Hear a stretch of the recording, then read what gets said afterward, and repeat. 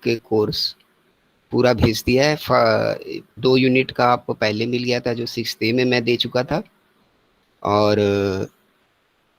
बाकी 3 यूनिट आपकी बच रही थी, उसके दोनों के पीडीएफ मैंने आपको भेज दिए ऑफ द यूनिट 3, और जो रिमेनिंग आपके 2 यूनिट्स हैं। ठीक, तो उसको आप अच्छे से देख लीजिए, और बाकी ये आप फिर उस पर काम करिए। फिर फर्दर आपके पास क्वेरी होंगी, उनको सेटल कर लीजिए। तो जितनी भी हम लोग की क्लासेस बच रही हैं, try to utilise them in a very correct manner. थोड़ा सा बच्चों टाइम दे दो तो बड़ी अच्छी स्कोरिंग हो जाएगी, क्योंकि आप ये देखेंगे कि बिल्कुल नॉर्मल लैंग्वेज के आंसर उतने अच्छे नंबर पर्टिकुलर इस सब्जेक्ट में नहीं दिलाएंगे। ठीक है ना, इसका एडवांटेज डिसएडवांटेज कब आया कब गया, यहाँ तक तो आपकी जो नॉर्मल सब जगह आंसर करने की प्रोसीजर है जैसी लैंग्वेज काम चल जाएगा, पर इसमें थोड़ा सा लॉ का टच आ जाता है, तो 1-2 रीडिंग ज़रूरी है आपके लिए। ठीक, और जहाँ जो पॉइंट वाइज बातें हैं वो थोड़ी सी आपको हल्की सी रट लेनी है बस। चलिए, तो अब हम लोग थोड़ा सा आगे बढ़ाते हैं अपने टॉपिक को, क्योंकि हमारा आईटीसी कंटिन्यूड था। तो in the case of the ITC, कल एक क्वेश्चन भी मैंने आपके लिए छोड़ दिया था, उसको अभी डिस्कस करते हैं। साथ ही साथ अब ये देख लीजिए कि कहाँ कहाँ पर आपकी आईटीसी ब्लॉक हो जाएगी। ठीक है, कहाँ कहाँ पर ब्लॉक हो जाएगी कि मतलब नहीं मिलेगी, किन किन केसेस में, उन केसेस को हम लोग जल्दी से देख लेते हैं, कहाँ कहाँ पर नहीं मिलेगी। तो नंबर 1, ये आप नोट डाउन कर लीजिए कि दीज आर द केसेस और the conditions when input tax credit is not allowed. ठीक, तो बिजनेस के हिसाब से जो कंडीशंस हैं उनको हम लोग डिस्कस करने जा रहे हैं। ठीक है, रजिस्टर्ड है नॉन रजिस्टर्ड है तो वो तो मिलती ही है। तो अब जल्दी से हम लोग बात करते हैं, ये आपके लिए defined under the section 17 sub section 5। चलिए, तो motor vehicles and the conveyance. ठीक, ये आपके लिए उस लिस्ट में है कि जिसमें आईटीसी अवेलेबल नहीं होगी, एक्सेप्ट बशर्ते वो मोटर कन्वेंस या जो मोटर व्हीकल और कन्वेंस है वो किस पर्पज से यूज हो रहा हो, for transportation of goods, for making the taxable supplies,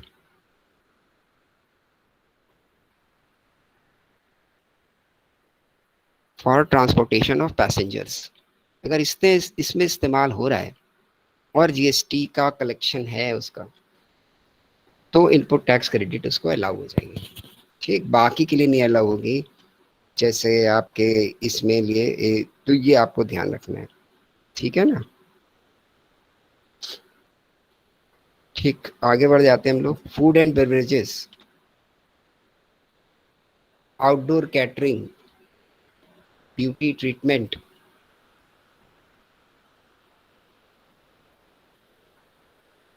health services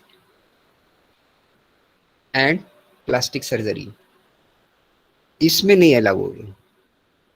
कुछ कंडीशंस हैं कि जिसमें इसमें अलाउंस मिलेगा, और वो कंडीशन है आपके लिए, इफ जो भी इसके रिलेटेड में आपकी इनवर्ट सप्लाई है, क्योंकि जो हमको इनवर्ट सप्लाई मिली होती है मतलब इनपुट टैक्स होता है, उसी को तो हम क्लेम करते हैं आईटीसी में।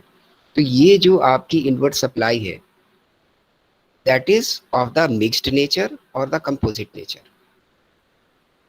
आर यू गेटिंग कि ये जो मैंने ऊपर आपको पॉइंट बताए, food and beverages, outdoor and catering, beauty treatments, health services, cosmetic and plastic surgery, ये जो पॉइंट्स हैं इनमें आपको इनपुट टैक्स क्रेडिट नहीं मिलेगी, बशर्ते कि इन सर्विसेज का इनपुट का टैक्स क्रिएट हुआ हो बाय द मिक्स्ड सप्लाई और द कंपोजिट सप्लाई।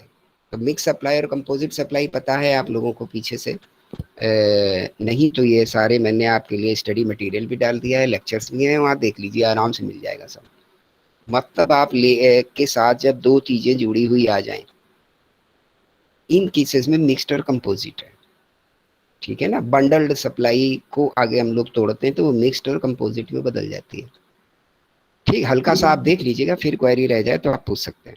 उन केसेस के जो इनपुट टैक्स क्रेडिट हैं, जो मिक्स सप्लाई के कारण आपके पास ये सर्विस आ गई, आप ये सर्विस लेना नहीं चाहते थे, बट ये मिक्स हो गई किसी के साथ में और चली आई और इस पर भी टैक्स आपके क्रिएट हो गया है, then you can claim the credit. ठीक है, और इससे आगे बढ़ जाइए आपके लिए, membership of the club, health और द फिटनेस सेंटर, इस पर भी अगर कोई जीएसटी है तो उसकी क्रेडिट आपको नहीं मिलेगी। ठीक है, आगे बढ़ जाइए, works contract services for construction of immovable property,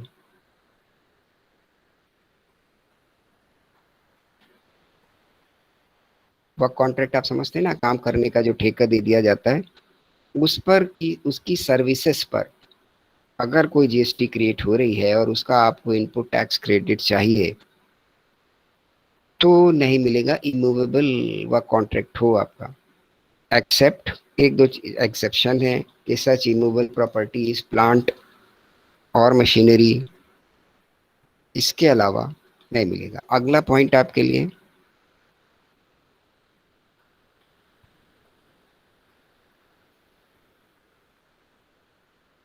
invert supplies, जो आपकी इनवर्ट सप्लाई है is due to the composition scheme. Composition scheme भी आपको पता होगी कि वो जिनका टर्नओवर कम है वो लोग ले लेते हैं, तो उसमें बड़ा कम रेट का टैक्सेशन है। तो अगर कम रेट का टैक्सेशन है तो जब आपका आउटपुट टैक्स ही कम क्रिएट हो रहा है तो फिर उस पर आईटीसी अलाउ नहीं है, ये याद रखना है आपको। ठीक, अगर आपकी जो इनवर्ट सप्लाई है, next point, if invert supply received by non resident taxable person except goods imported, ठीक, वरना तो अगर आप बाहर से सामान ला रहे हैं इंपोर्ट करके तो अधिक से अधिक से केसेस में क्या होगा कि वो सबके सब नॉन रेजिडेंट होंगे, और यहाँ रेजिडेंट, नॉन रेजिडेंट और एनओआर जो आपने इनकम टैक्स में पढ़ा है उसके हिसाब से बात हो रही है। ठीक, तो नॉन रेजिडेंट से अगर आपने टैक्सेबल सप्लाईज हैं आपकी और उसके कारण जीएसटी क्रिएट हो रहा है तो इंपोर्ट के केस को छोड़ के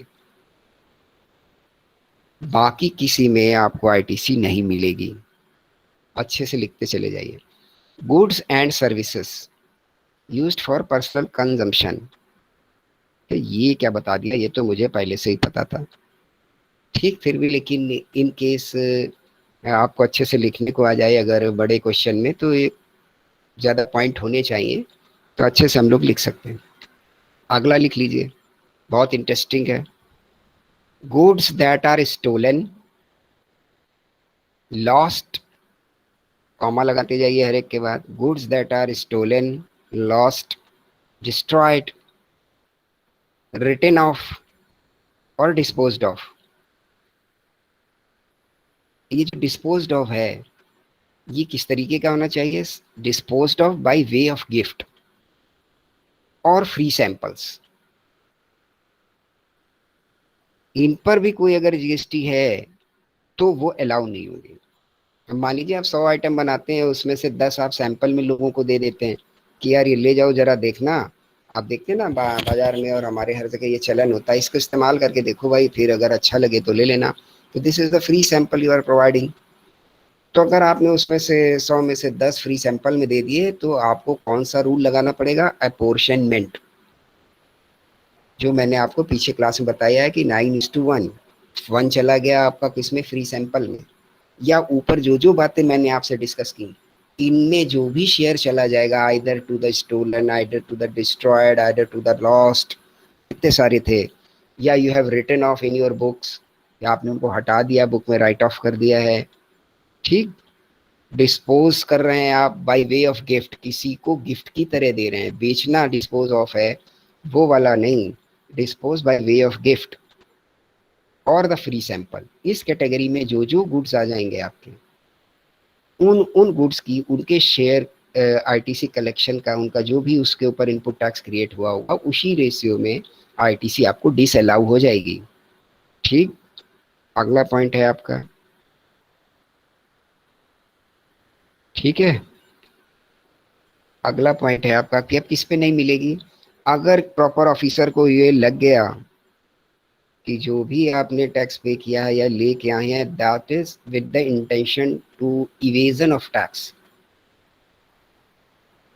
या आपका गुड्स कहीं डिटेन हो जाता है, डिटेन्ड, आए जब्त कर लिया या रास्ते में कहीं गाड़ी रोक ली गई और वो रख लिया गया, ठीक है, कन्वेंस इन ट्रांजिट या डिटेन्ड, ठीक, इन सब पर भी कोई आईटीसी नहीं मिलेगी। आप ये नहीं कह सकते क्योंकि उसमें एक वर्ड लिखा होता है कि in the case of the excise duty, कि जैसे ही हमारे जब वो एक्साइज थी अब तो वो जीएसटी है, तो जीएसटी करे हम उसको समझेंगे कि जैसे ही मैन्युफैक्चरर के ऑफिस से बाहर होगा मतलब हमारे मैन्युफैक्चरिंग प्रेमिसेस से गुड्स बाहर जाएगा तो हम क्लेम कर सकते हैं GST. But if it is detained और it is taken detained in the transit, ऐसे कोई कारण बन जाते हैं, ठीक, जब्त कर लिया जाता है, कॉन्फिस्केटेड, तो ऐसे सब पर आपको कोई भी इनपुट टैक्स क्रेडिट नहीं मिलेगी। ठीक, सारी बातें क्लियर यहाँ तक? एनी डाउट बेटा अभी तक जो डिस्कस हुआ है? प्लीज रिस्पॉन्स करते चलिए आप लोग। No sir. ओके, तो आगे बढ़ जाते हैं हम लोग जल्दी से। अगला पॉइंट देख लेते हैं फटाक से। छोटे छोटे से एक दो क्वेश्चन आप लिखें, इसके बाद हम लोग कल वाले क्वेश्चन पे आएंगे, क्योंकि हल्का फुल्का आपको आइडिया हो जाए कि क्या करना रहता है, तो फिर हम लोग कल वाले क्वेश्चन पे आएंगे। लिखिए फटाफट।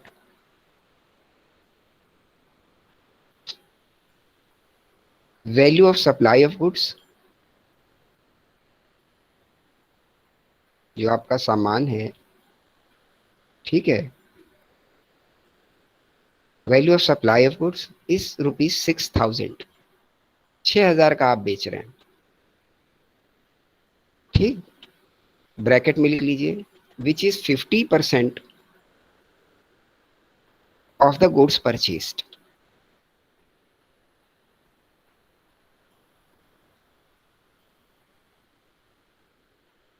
CGST and SGST tax rates are 6% each, 6% each, ठीक है। इससे आगे फर्दर आपको लिखना है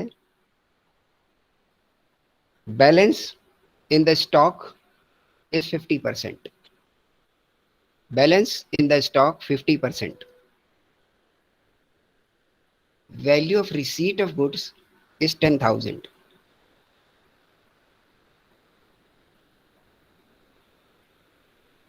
calculate the tax liability of trader, इनका कुछ भी नाम आप रख लीजिए, मिस्टर एक्स और वाई, ठीक है। तो ये काम आप करिए जरा फटाफट से 2-3 मिनट में, और उसको हम लोग फिर डिस्कस करते हैं अच्छे से। चलिए जल्दी से करिए फटाफट, कोशिश करिए कि थोड़ा पेन वो रहे आपके पास, इतना छोटा काम तो उस पर भी हो जाएगा आपके मोबाइल के एलसी पर। समझ आ रही है ना बात, ये इसमें क्या बोला गया?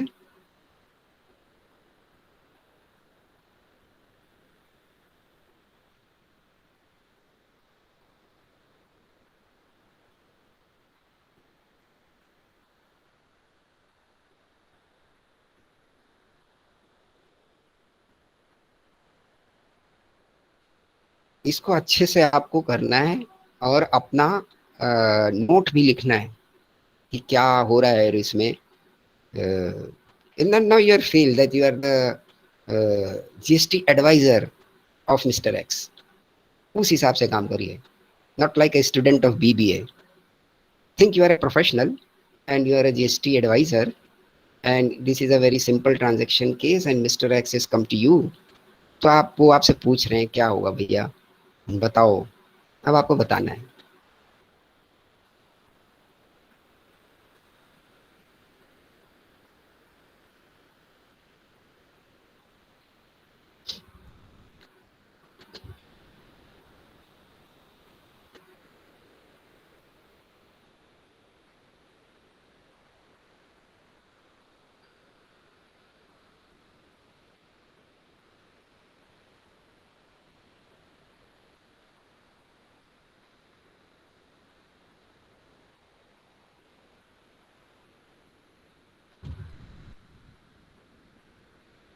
2-3 मिनट का समय बेटा लो, वरना तो फिर हम लोग इसी में लगे रह जाएंगे, है ना। बहुत छोटा है, इसमें कुछ भी बड़ा है नहीं।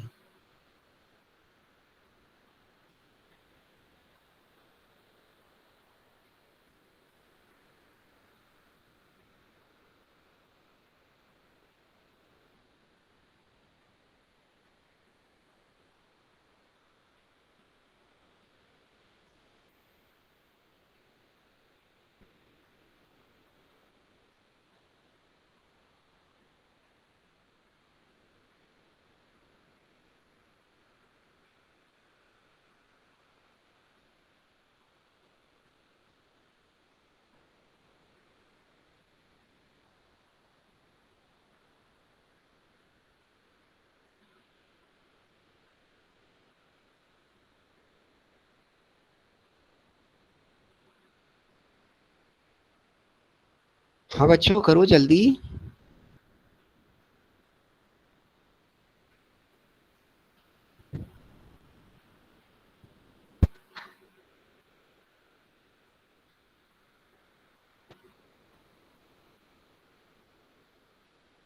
मान लीजिए ये 3 नंबर का शॉर्ट क्वेश्चन आपके एग्जाम में आ जाए, इतनी देर लगाएंगे आप? इतनी सारी, ढेर सारी देर हो रही है, छोटी मोटी देर नहीं हो रही है इसमें।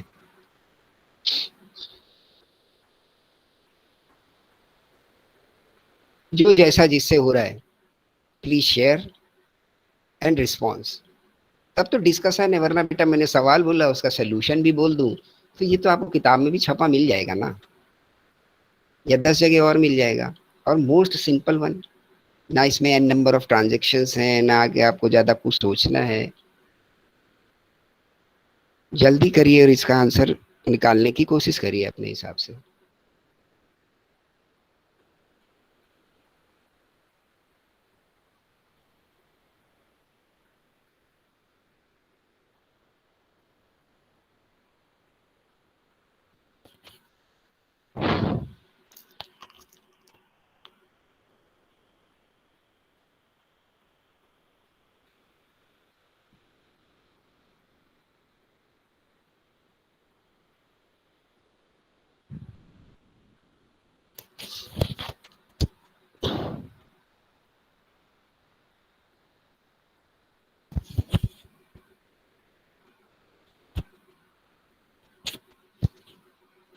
Yes please response quickly. क्या होना है इसमें? कितना टैक्स लगेगा, या क्या कमेंट है आपका? आप फाइनेंशियल एडवाइजर है, you are not the student.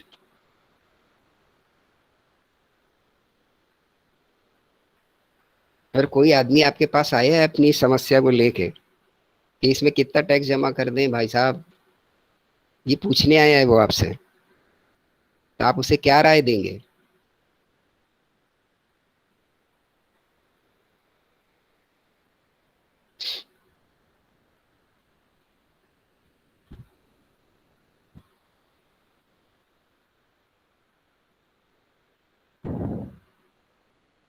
इतने सारे लोग अगर इकट्ठा चुप हो जाओगे, वो बेचारा तो चुप नहीं हो सकता जिसके ऊपर ये टैक्स का बर्डन आया होगा।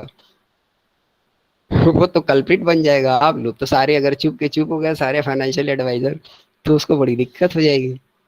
जल्दी बताइए उसको क्या करना है। तो आपके और मुखातिब है, very simple, very short, at least you have to try and share. कैसा भी हो, गलत सही, इसकी कोई दिक्कत नहीं है, ऐसे ही तो सीख जाएंगे हम लोग।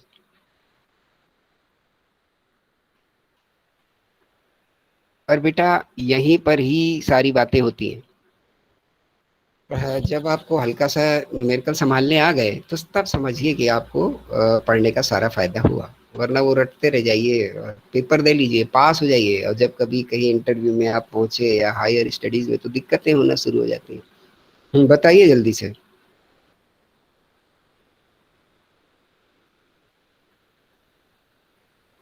ट्रेन लेट करा रहे हैं आप लोग? कितने गार्ड हैं? मुझे जोड़ के 22 लोग हैं। 22 लोग गार्ड की ड्यूटी पे लगे, मैं ड्राइवर की जगह पे खड़ा हूँ। कोई तो झंडी दिखाओ यार, थोड़ी सी हरी, थोड़ी सी पीली, किसी तरीके की। ठीक, वरना ट्रेन बहुत लेट हो रही है। कितने सारे गार्ड हैं?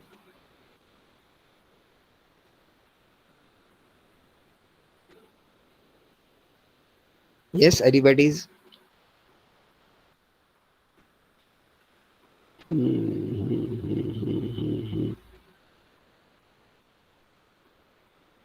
Initiative is the first step जो आपको सीखना चाहिए इन द प्रोफेशनल कोर्स या बीबीए में। गलत सही बेटा कोई बात होती ही नहीं है। क्लास में तो गलत सही होगा ही होगा। क्लास जगह ही वही है कि जहाँ कुछ गलत हो उसे सही किया जाए। पढ़ाई से हट के थोड़ी बात है ये, पर बहुत ज़रूरी है। आप लोग मैनेजमेंट स्टूडेंट हैं और कभी भी किसी जो जो चीज़ें आप पढ़ रहे हैं इनसे रिलेटेड ज़रा कोर्सेस, या जब अगर आप एमबीए इसकी अब फाइनल डिग्री एमबीए है ना, तो एमबीए तक जो भी बच्चे पढ़ते हैं उससे रिलेटेड कोर्सेज जो बाकी जगह पर है उनके ज़रा आप आइडिया करिए आपके पास क्या चीज़ एक्स्ट्रा है जो कंपनी आपको पूछे। अकाउंट्स में आपके लिए बादशाह कौन है? सीए। वो जो साइन करेगा, वो जो लिखा जाएगा वो माना जाएगा। आप लाख चिल्लाते रहिए, मेरे जो है वो 100 में 98 मार्क्स आए थे एमबीए में in the income tax and the GST. आपकी अकाउंट्स में कोई भी महारत मानी नहीं जाएगी। ठीक same with the law. Law में वकील बोलेगा, लॉ आप भी सारे पढ़ते हैं। ऑपरेशन रिसर्च और ये सब आप पढ़ रहे हो तो जो भी मैन्युफैक्चरिंग और इसका पार्ट इसमें आ रहा है वो सारा का सारा इंजीनियर सर्टिफाई करेगा तब माना जाएगा। समझते जाइए जो जो कोर्स आप पढ़ रहे हैं। कंप्यूटर आप पढ़ रहे हैं तो जो कंप्यूटर का प्रोफेशनल है वो जो सर्टिफाई करेगा वो माना जाएगा। तो आपको क्यों चूज किया जाए टू रन द कंपनी और टू कंट्रोल दीज पीपल्स? अगर आप किसी बड़ी जगह पहुंचते हैं एमबीए करके और अच्छे प्रोफेशनल होके, तो इसी तरीके के बंदे तो आपके नीचे काम करेंगे कि ये आपको, आप अगर कभी रिपोर्ट करें और कभी आपको इनसे बात करनी पड़े, देखना पड़े, तो आपको दिक्कत ना हो, आप समझ पाए सारी चीजें आसानी से। इतनी नॉलेज आपको दी जाती है। एक्सपर्ट नहीं, पर क्या एक्स्ट्रा आपके अंदर उम्मीद रखी जाती है कि अगर कंपनी को कहीं कोई इनिशिएटिव टेकअप करने की जरूरत है, कोई निगोशिएशन है, कोई परसुएशन है, कोई प्रेजेंटेशन है, तो उस जगह पर आप बहुत बेहतर होंगे इनके कंपैरिजन में कि जो लोग एकेडमिक और सब्जेक्ट एक्सपर्ट हैं। तो आपको ये क्वालिटीज अपने अंदर डेवलप करनी ही चाहिए। और सबसे दिक्कत जो हमारे आपके अंदर सबकी होती है कि जब हम कोई काम करते हैं तो मुझे लगता है यार 5-7 लोग देख रहे हैं, ये पता नहीं क्या सोचे, कोई कुछ भी सोचे। इनिशिएटिव लेने के लिए मैंने आपको ये मोटिवेशनल बात बताई है कि आपके प्रोफेशन की या आपके कोर्स की ये नीड है। आज नहीं तो कल, कल नहीं तो परसों, किसी अगर प्राइवेट कंपनी में आप ट्राई कर रहे हैं तो this is the professional need to take the initiative to tell the things which you have. वरना आपसे नॉलेज वाले बंदे तो सारे कोर्सेज वाले हैं, आपकी नॉलेज उनसे कतई ज़्यादा नहीं, क्योंकि आप उतना पढ़ते ही नहीं है। मतलब उतना कोर्स ही आपके उसमें बना ही नहीं है। किसी भी बीकॉम वाले की किताब उठा के देखिए, जो उतना टैक्स आप पढ़ के आए हो उससे कितना ज़्यादा आगे और वो पढ़ेगा। हर चीज़ में उनका कोर्स आपसे ज़्यादा होगा। वो भी कॉमर्स के ग्रेजुएट हैं, आप बीबीए होने वाले। तो क्या चीज़ आपके पास ज़्यादा है? Communication, persuasion, presentation, initiative. इसके बगैर लीडरशिप नहीं है। चलिए, और किसी दिन मुझसे कोई पूछ रहा था कि क्या इससे क्या ऑब्जर्व है, यही सब ऑब्जर्व है। ठीक, तो जल्दी से मुझे तो बताना ही है, मेरा काम है। तो मैं बता दे रहा हूँ आपको कि जो भी ये सामान बिका, ये कितने का बिका? उसने बोला 6,000 का बिका, which is 50% of the goods purchased. ठीक। फिर बोलता है कि SGST और CGST और ये सब जो है इसका रेट 6% है। बैलेंस में स्टॉक पड़ा है 50%। Value of receipt of goods 10,000। For the purpose of tax calculation आपके लिए क्या चीज़ जरूरी होती है? कितने का सामान बिका और कितनी इनपुट टैक्स क्रेडिट बन रही है। बैलेंस में कितना पड़ा है, कितना बेचा गया, ये मेरे लिए अभी मटेरियल नहीं है। ठीक है ना। जब हमें कोई और स्टॉक अकाउंट इसमें देने पड़ते हैं जीएसटी में, तो अगर आपको स्टॉक अकाउंट मेंटेन करना है, उसकी रिपोर्टिंग करनी है, या आपको फर्दर डेटर की कोई रिपोर्टिंग करनी है, तो आप ये कर सकते हैं कि उस जगह पे इसकी ज़रूरत आपको पड़ेगी, but for the simple calculation of GST इसकी ज़रूरत आपको नहीं पड़ेगी। तो जल्दी से हम लोग देख लेते हैं आपको कि इस पर इनपुट टैक्स क्रेडिट कितनी बन रही है बेटा। जल्दी से बताइए कितने का सामान, रिसीट ऑफ गुड्स इसी पर तो बनी होगी। रिसीट ऑफ गुड्स कितनी है आपकी, कितना खरीद के लाए आप, 10,000। तो 10,000 पर 6% S G S T and 6% C G S T, ये क्रिएट हुआ होगा। कितनी वैल्यू हो जाएगी ये, 600। 600 for the S G S T, 600 for the C G S T. आपको सोल्यूशन देना है तो लिखिए ऊपर अच्छे से कि द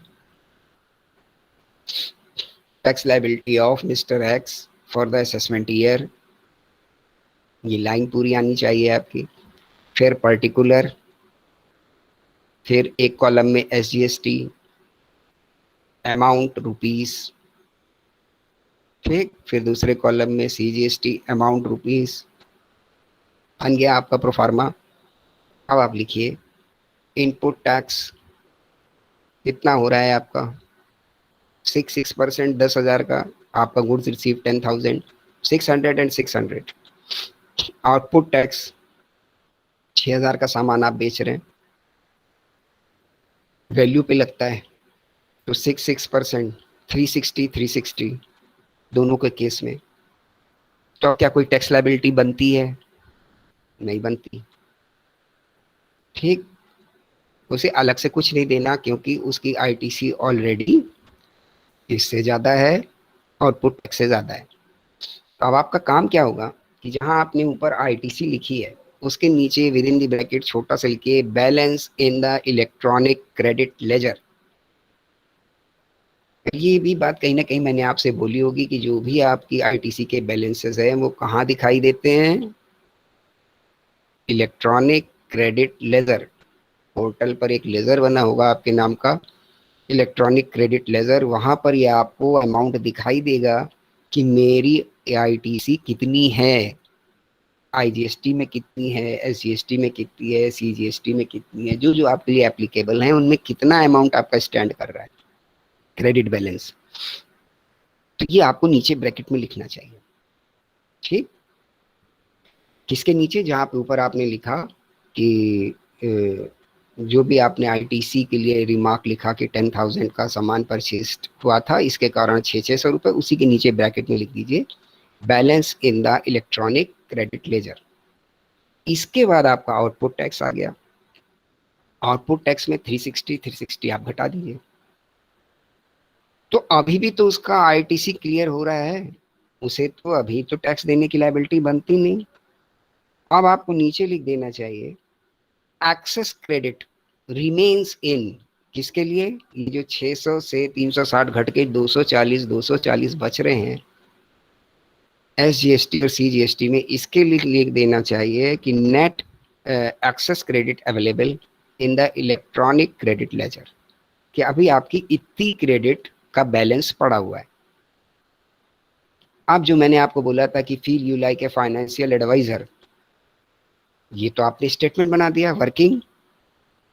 अब आप एडवाइस क्या करेंगे उसको, उस बेचारे को तो टैक्स की या किसी चीज की कुछ समझ है नहीं, वो तो आपके पास अपनी प्रॉब्लम लेके आया था, ठीक। तो आप एडवाइस क्या करेंगे उसको, 2 लाइन में आप उसको एडवाइस कर दीजिए कि there is a no tax liability of mister X,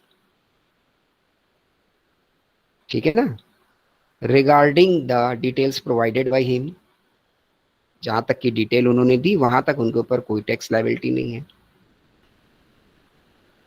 ठीक। After adjusting the credit balances of the input tax, balances of 360 respectively remaining in CGST and IGST, इतना छोटा सा काम करना है। और कभी भी क्वेश्चन सॉल्व करने को आपको इसका मिले न्यूमेरिकल का, तो please always right the comment. जो भी आपने काम किया है उसको कमेंट वाइज, ये बेटा 2-3 लाइन में आपका काम हो जाएगा कमेंट का, लेकिन ये इतना अच्छा इम्पैक्ट देगा in the eyes of the examiner कि आपके उस क्वेश्चन के तो नंबर पूरे ही हो जाएंगे आगे के भी जो क्वेश्चन है उनके लिए भी ऊपर भी इसका इम्पैक्ट काम करता रहेगा कि ही इज जो भी the student is very perfect. वो बिल्कुल परफेक्ट है, एकदम सही बात सारी उसने बता दी, केवल गुणा गणित करके रटा नहीं है और बना के नहीं छोड़ दिया। अपनी तरफ से कमेंट लिख दीजिए, मांगा हो ना मांगा हो उसने, ठीक है? तो समझ आएगा कि आपने अच्छे से समझ के किया है। क्लियर? तो एक क्वेश्चन आपका इस तरीके से हो गया, मीन द बड़ी शॉर्ट प्रैक्टिस। तो एक छोटा सा क्वेश्चन हम लोग और करेंगे, इसके बाद कल वाला डिस्कस करेंगे। ठीक, लिखिए जल्दी से। और इसमें मैं उम्मीद करूंगा आप लोग जरूर से जरूर रिस्पॉन्स करें, ठीक है ना? क्योंकि क्लास का आउटकम या क्लास की जो भी चीजें वो हमारी आपकी सम्मिलित है, वो अच्छाई हो बुराई हो, ठीक, कोई भी चीज हो। तो जल्दी से देखते हैं हम लोग, अगला क्वेश्चन आप नोट करिए। Supply of goods with in India 8,000,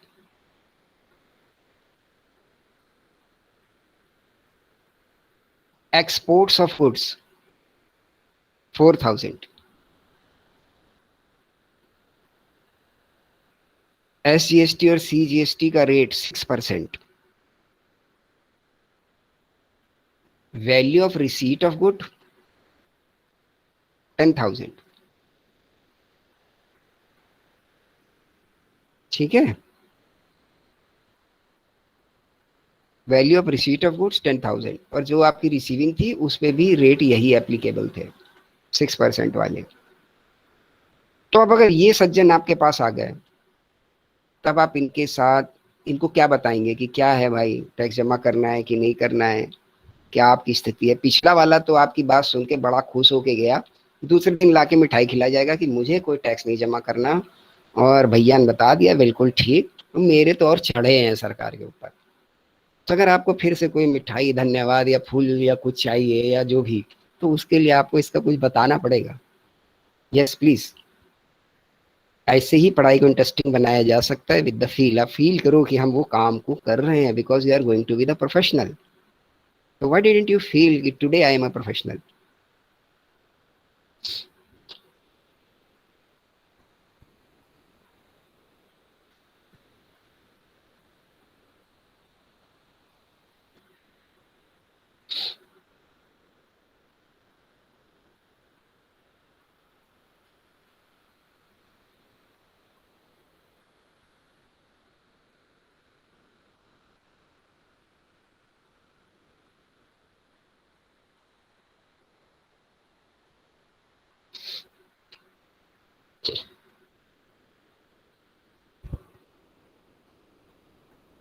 बहुत टाइम बच्चों नहीं लेना।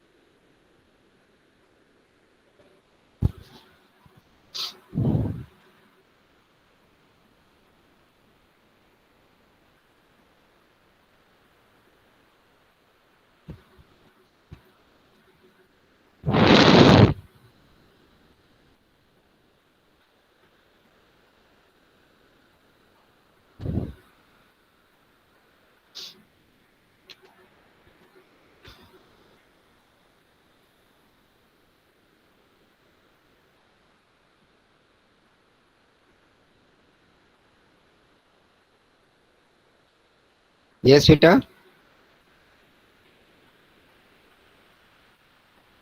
जल्दी से इसको करके रिस्पॉन्स करिए मुझे।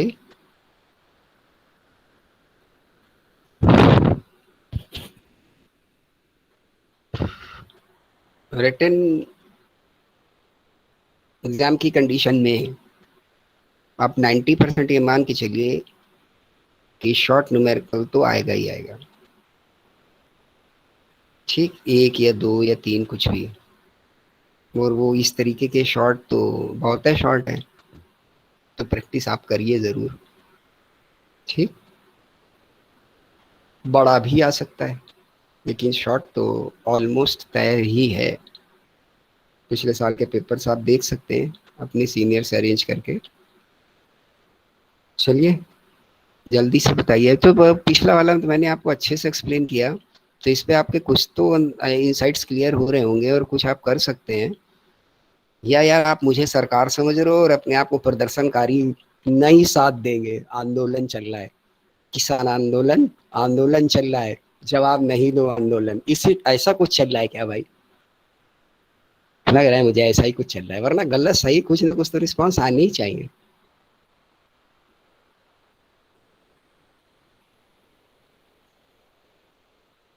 ठीक,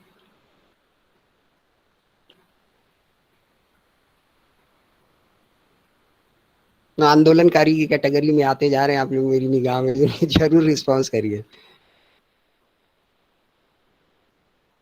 तो सर ऐसा कुछ नहीं है। हाँ चलिए, जल्दी कुछ तो करो ना बेटा, बिल्कुल आसान सी तो चीज है।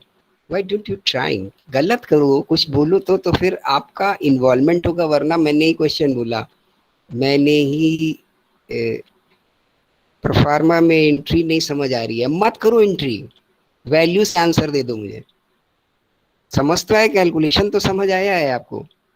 एक स्टेप तो हम आगे बढ़े, इसीलिए बेटा मैं कराता हूँ कि आपके जो इस टाइप के डाउट कुछ भी आएंगे कि प्रोफार्मा में एंट्री नहीं समझ आ रही है, मत बनाओ प्रोफार्मा, कैलकुलेशन बताओ कि ये जो साहिबान आपके पास आए हैं, मैं बार बार बोल रहा हूँ स्टूडेंट नहीं हो, तो आप प्रोफेशनल हो। ठीक, वो आपके पास आया और बोल रहा है भाई साहब मेरी मदद कर दो, मुझे बताओ यार इसमें क्या है, मुझे टैक्स देना है कि नहीं देना। तो जैसे पिछले वाले को आपने खुशी खुशी भेज दिया था, इसके लिए आप क्या करने वाले हैं? तो वो आपका प्रोफार्मा थोड़ी चेक करेगा, वो तो अभी तो आप उसको बताओ ना कि उसे टैक्स देना है कि नहीं देना है या क्या स्थिति है। कमेंट, मतलब आपकी समझ को मुझे देखना है। अब प्रोफार्मा क्या यार, वो तो सारी किताबों में छपा है, हम भी नहीं बता रहे हैं, और मैंने स्टडी मटेरियल भी भेज दिया है, उसमें भी आपको मिल जाएगा, नहीं तो 50 जगह और मिल जाएगा। नथिंग एज सच प्रोफार्मा, कुछ भी प्रोफार्मा नहीं है। सिंपल आपको बस जैसे एक लाइन खींचनी होती है जर्नल में, मैं बताता हूँ, ऐसे एक लाइन खींचो और बीच में उसको बाइसेक्ट करो, इधर लिख दो पर्टिकुलर। कौन सा प्रोफार्मा है इसमें बेटे सोनाली? कोई प्रोफार्मा नहीं है। ठीक है ना सोनाली जी? एक आपको पर्टिकुलर बनाना है बड़ा सा, दो छोटे छोटे कॉलम बनाने हैं, SGST लिख दो, CGST लिख दो, उनका अमाउंट लिख दो। पर्टिकुलर में आप ये लिखेंगे कि किस कारण से ये SGST CGST क्रिएट हो रहा है, सामान खरीदा था इसका 6% है, आ गया। ITC दोनों में इतनी इतनी पड़ी है, इलेक्ट्रॉनिक लेजर में। अब बस उसको आप प्लस माइनस आपको करना है और बता देना है उसे टैक्स देना है कि नहीं देना। इतना छोटा सा काम है, मत बताओ मुझे प्रोफार्मा, नहीं चाहिए। हम्म, वैल्यू बताइए। मैंने आपको बोला 8,000 का सामान हिंदुस्तान के अंदर बेचा गया, ठीक, 4,000 का सामान एक्सपोर्ट कर दिया गया। SGST और CGST का रेट 6% है। जो उसने सामान खरीदा था उसकी कीमत 10,000 थी। सारी बात हो गई आपके पास? आपको खरीदने वाले सामान का दाम पता हो गया, बेचे जाने वाले का भी मैंने आपको बता दिया। अब आपको क्या करना है? टैक्स वैल्यू कैलकुलेट करनी है केवल। देवियों सज्जनों, जागो। बेटा जब तक आप करोगे नहीं, कुछ भी मैं बता दूं, वो मैं जानता हूँ ना यार, हम भी तो इसी उम्र से निकल के आए हैं पढ़ाई वाली से, वो थोड़ी देर के बाद दिमाग से हटने लगता है। ठीक, और ये जो करने वाले काम होते हैं जिनमें आपको पेन चला के कुछ करना है, इन पर कॉन्फिडेंस या इन पर आपकी ग्रिप तभी आएगी कि जब आप उसको करोगे। ठीक, ये नहीं बताइएगा मुझे कि मैं घर पे कर लूंगा, बाद में करूंगा, तब बताऊंगा। इसमें करना क्या है यार, ये तो 2 मिनट का आपके सामने काम है। ठीक है। तो क्या करें यार, मोदी सरकार बन जाए, ज्ञान आंदोलनकारियों को जिता दे। चलिए यार, टीचर का दिल हमेशा बड़ा होना चाहिए। आंदोलनकारियों को जिता दिया, कोई जवाब आप मत दीजिए, मैं दिए दे रहा हूँ। लेकिन हाँ, मेरी निगाह में आंदोलनकारी हो गए आप लोग। गलत सही कोई भी जवाब तो दिया ही जा सकता है। तो आंदोलनकारियों, मेरा जवाब के हिसाब से जो अभी हमारा क्वेश्चन डिस्कस हुआ था उसके हिसाब से जल्दी से अब आप नोट करना शुरू कर दीजिए, क्योंकि आगे अगर कोई बात हो तो आप इस कैटेगरी में ना आए, मेरी गुजारिश यही है। तो जल्दी से नोट करिए। जैसे हम लोगों ने पीछे किया था वो काम हम लोग करेंगे। क्या? सबसे पहले देखेंगे यार इसके ऊपर टैक्स लायबिलिटी बनती कितनी है। तो वो कब क्रिएट होगी भैया? जब आउटपुट टैक्स हम लोग जान पाएंगे। ठीक है। तो आउटपुट टैक्स में पर्टिकुलर्स में आप लिखिए, पहला 8,000 का सामान बेच रहे हैं ना, तो लिखिए tax payable on supply of goods. उसने खुद ही बताया विद इन इंडिया, मतलब इन द टैक्सेबल टेरिटरी। ठीक है ना? तो टैक्सेबल टेरिटरी में बेचा गया, तो अब उसके ऊपर 6% का रेट बता रहा है वो। कितने का बेचा है? 8,000 का। तो 8,000 पे 6% बेटा कैलकुलेट करो। ये तो बताओगे कि 8,000 पे 6% कितना हो रहा है, कि ये भी नहीं बताओगे? 480। हाँ तब ठीक है, मुझे ये तो पता चलना चाहिए कि पूरी तरीके से नाराज नहीं है आप लोग, थोड़ा थोड़ा बना हुआ है रिलेशन। तो 480, तो 480 आप चढ़ा दीजिए SGST में, 480 आप चढ़ा दीजिए CGST में के कॉलम में। ये तो उसके ऊपर लाइबिलिटी क्रिएट हुई। दूसरा ट्रेड कौन सा है? 4,000 एक्सपोर्ट। और जब हम लोग एक्सपोर्ट पढ़ रहे थे तो हमने आपको बार बार बोला था it is a zero rated supply, याद आ रहा है? तो आप उसमें लिखिए कि गुड्स ऑफ 4,000, लिखना पड़ेगा, ये भी मैंने आपको बोला था कि goods in of goods exported ₹4,000, नीचे ब्रैकेट में या उसके सामने लिखिए जीरो रेटेड सप्लाई। तो टैक्स वैल्यू क्या आ जाएगी? जीरो, दोनों में। मतलब इस पे उसे कोई टैक्स नहीं देना, कारण कि एक्सपोर्ट जो है वो जीरो रेटेड सप्लाई है, रेट उस पर जीरो लगता है। ठीक, क्लियर? अच्छे से बात समझ आ रही है? तो उसके ऊपर लाइबिलिटी बच्चों बनी कितनी? 480 of SGST and 480 of CGST, ये दोनों बन गई। अब वो खरीद के लाया था तो वहां से उसकी इनपुट टैक्स क्रेडिट भी तो जनरेट हुई होगी। हाँ हुई थी। कितने का खरीद के लाया था? 10,000 का। और इस पे भी रेट 6% थे, तो उसके आप लिखिए balance in the electronic credit laser on the purchase of goods, 10,000 का अमाउंट। फिर आप लिखिए 600 in the SGST, 600 in the CGST। और ये जो ये फिगर जा रही हैं, ठीक, इन ये अब क्योंकि आप कैलकुलेशन कर रहे हो for the purpose of tax liability, तो ये घटने वाली फिगर है। तो जब भी आप कोई बैलेंसिंग या कोई भी ऐसा न्यूमरिक फॉर्म जिसको घटाना है तो उसको विद इन द ब्रैकेट कर दिया जाता है, पता होगा आपको। तो उसको विद इन द ब्रैकेट कर दीजिए उसमें अपने कॉलम में, विद इन द ब्रैकेट। इसका मतलब अब इसे घटाना है, वो साइन लगाने की जरूरत नहीं। ठीक, क्योंकि हम हमारा हेड क्या है, ऊपर हमने क्या लिखा है? Calculation of the tax liability of mister Y. पिछली बार एक्स आए थे तो इस बार वाई है। Calculation of tax liability of GST of mister Y for the assessment year, ये आपको ऊपर लिखना है। फिर वो बनाना है आपको अपना सिंपल सा छोटा सा रेक्टेंगल। ठीक ना? तो अब पर्टिकुलर्स के आपके सारे आइटम कवर हो गए, एज वेल एज कॉलम के भी सारे आइटम कवर हो गए। अब आपको नीचे आ जाना है। तो जैसे ही आप इसका टोटल, तो अब आपको बेसिकली आपने बनाया किस लिए था? For the calculation of the tax liability. ठीक, मान लीजिए 480 600 से ज्यादा होता तो कोई टैक्स लायबिलिटी निकलती? तो पहला आंसर तो आपको ये होना चाहिए कि whether is there any tax liability. तो उसके नीचे वाले कॉलम में आप लिखें नील, नील दोनों में, tax liability is equal to nil nil. अब आपके लिए जो फॉरवर्डेड बैलेंस, क्योंकि अब तो ये फॉरवर्ड हो रहा है, जो इलेक्ट्रॉनिक लेजर में आपके बच रहा है, which can be taken in future, which can be adjusted. ठीक ना? तो अब आप इसके आगे लिख दीजिए नेट, इसके आगे लिख दीजिए net balance remaining in the electronic credit laser. ये 600 में से आप 480 घटा दीजिए, 120 रुपए दोनों में बच रहे हैं। ठीक, अब कमेंट आपको लिखना है तो इनको भी खुश करके भेज दीजिए, ये भी आपसे खुश होकर जाएंगे कि there is no tax liability of mister Y against the data produced by him ये जरूर लिखिएगा, ये लिखने से प्रोफेशनल बच जाता है कि भाई जैसा इन्होंने मुझे बताया उसके हिसाब से इनके ऊपर कोई टैक्स लायबिलिटी नहीं। ठीक, तो there is no tax liability against Mr. Y against the documents or data produced by him, as well as there is a remaining balance in the electronic credit ledger rupees 120 in the SGST and CGST which can be further utilized। ये लिखना है आपको। ठीक, अब बताइए कोई doubt है आपके पास? प्लीज बच्चों, कोई डाउट है? ये जो दो प्रॉब्लम्स हम लोग की डिस्कस हुई इस पर? No sir. ठीक, तो ये बड़े छोटे छोटे क्वेश्चन थे।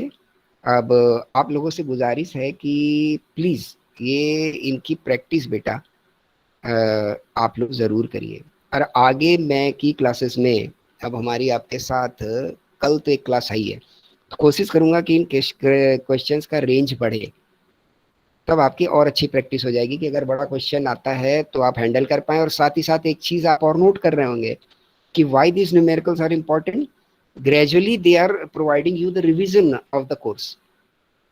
आप देखिए पहले क्वेश्चन में आपको कोई दिक्कत नहीं आनी चाहिए थी, किया नहीं आपने, बात अलग है, क्योंकि वो सिंपल कैलकुलेशन पर आ गया। अगले में जहां एक्सपोर्ट आई तो उसने आपका रिवीजन करा दिया, यार export connected with the zero rated supply.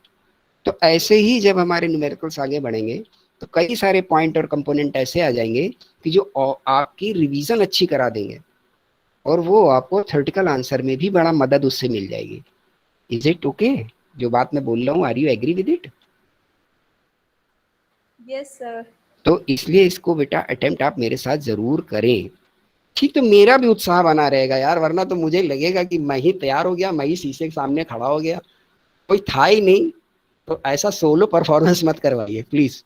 ठीक, प्लीज के साथ बोला है इसलिए आप लोगों को ध्यान रखना चाहिए। अब चलते चलते एक बात, इस Shivam is in the meeting? Shivam हो भैया, देखिए जरा है कि नहीं। शिवम अग्नोत्री, हाँ हैं आप? हाँ बेटा, ठीक, तो अब आप उसको बंद कर लीजिए, मेरी बात सुन लीजिए ध्यान से। बेटा ये जितना भी आपका क्लास चल रहा है that is total on recording mode, और इसको मैं आपके लिए ऊपर हर एक उसमें डाल भी देता हूँ, तो कहीं पर भी चाह के मैं गलत नहीं बोल सकता। ठीक, वही चीज आपके साथ भी है। तो जो भी कल का है उसमें बेसिकली वो पूरा पूरा आपकी रिकॉर्डिंग में दिख रहा है कि वो कैमरा ओपन हुआ है, और उसका कोई इशू नहीं है बेटा। किसी का भी कभी कोई खुल जाता है तो मैं बोल देता हूँ बंद करो। मुझे आपको 3-4 बार बोलना पड़ा, रिस्पॉन्स भी नहीं आया, इसलिए मुझे हटाना पड़ा कि फिर वो बाकी सारे लोग देख रहे हो तो उनको डिस्टर्बेंस क्रिएट करता है। तो डोंट टेक इट पर्सनली, आपको मैसेज और इससे कोई ज़रूरत नहीं है बहुत ज़्यादा सीरियस इन बातों को लेते नहीं हम, पर वो एक डिसिप्लिन है जो चलना चाहिए। ठीक, इससे क्लास अच्छी चलती है। तो आप अपने आप को डिमोरलाइज मत समझिए, ये मत समझिए कि बहुत बड़ी गलती हो गई है, ये हो जाती है कभी भी किसी से भी। कैमरा बाई चांस ओपन, कभी कभार हाथ यार इधर से उधर पड़ गया, हो जाता है। पर दिक्कत वाली बात ये थी कि 2-4 बोलने के बाद आपका नाम लेने के बाद शिवम खुला है बेटा, शिवम शिवम, रिस्पॉन्स नहीं आ रही थी, इसलिए हटाना पड़ा। ठीक, तो रिस्पॉन्स ना आना ये दर्शाता है कि उस समय या तो आपका ध्यान कहीं और था, या कान में स्पीकर नहीं था, वटेवर जो भी हो। तो और पर्टिकुलर वो खुला हुआ भी था, इतनी सी बात है, उसको आप पर्सनली मत लीजिए और कोई मैसेज ऐसे भेजने की जरूरत नहीं है, परेशान मत हो। ठीक, तो all the thing in record, ये रिकॉर्ड में है। तो बाकी सारे लोग भी अच्छे से रहो यार, मुझे क्या दिक्कत है यार, यार दिस आप सब तो मेरे लिए बच्चे जैसे हो ना, तो नथिंग टेक इट पर्सनली। ठीक है भाई? यस शिवम, आपका क्या रिस्पॉन्स है इस पर? ओके, चलिए। तो सारे लोग कोई क्वेरी अब आपके पास जो हो, और क्वेश्चन लगाइए और कल पूछिए। कल हम लोग इसके लेवल को थोड़ा बढ़ाएंगे।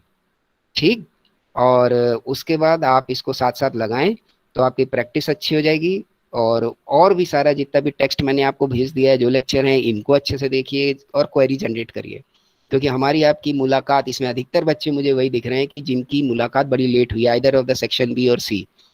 ठीक, तो पीछे की चीज़ों को बेटा थोड़ा आप अगर कवर अप करके आओगे तो बहुत आसानी हो जाएगी अगर आपके पास कोई क्वेरी है तो। ठीक, मैं उसे वेलकम ही करूंगा। ओके देन, बहुत अच्छी मीटिंग थी आपके साथ। Have a nice day. Thank you very much all of you. Thank you sir. Thank you sir. Thank you बेटा।